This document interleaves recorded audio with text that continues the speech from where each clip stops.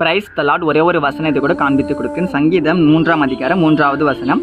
கர்த்தாவே, நீர் என் கேடகமும் என் மகிமையும் என் தலையை உயர்த்துகிறவருமாய் இருக்கிறீர். இன்னைக்கு ஆண்டவர் நம்மளை பார்த்து சொல்ற காரணம், மகனே மகளே, நான் உன்னை உயர்த்துறேன் பண்றாரு. அது உன் கேடகமா இருக்கிறேன், உனக்கு மகிமையா இருக்கேன். உன்னை நான் பார்த்து இந்த உலகத்துல இருக்க மனுஷங்கள்லாம் வியந்து போற அளவுக்கு நான் உன்னை உயர்த்த போறேன்னு சொல்லி இன்னைக்கு ஆண்டவர் நம்மளை பார்த்தா சொல்றாரு. அப்ப நம்ம உயர்த்துறது யாரு?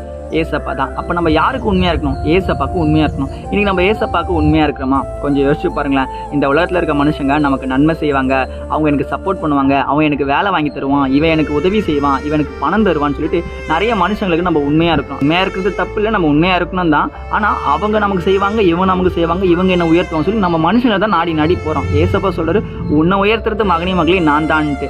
ஆடி மேய்ச்சி இந்த தாவீதை உயர்த்தினது யாரு? கர்த்தர் தான். தாவீது ஆசைப்பட்டாரா நான் ராஜாவாகணும்ட்டு? கிடையாது. இல்லை. ஆனா தாவீதை உயர்த்தினது கர்த்தர். ஏன்னா தாவீது மேல ஒரு சித்தத்தை வச்சிருக்காரு. அதே போலதாங்க நம்ம வாழ்க்கையில கூட ஆண்டவர் ஒரு சித்தத்தையும் ஒரு திட்டத்தை வச்சிருப்பாரு.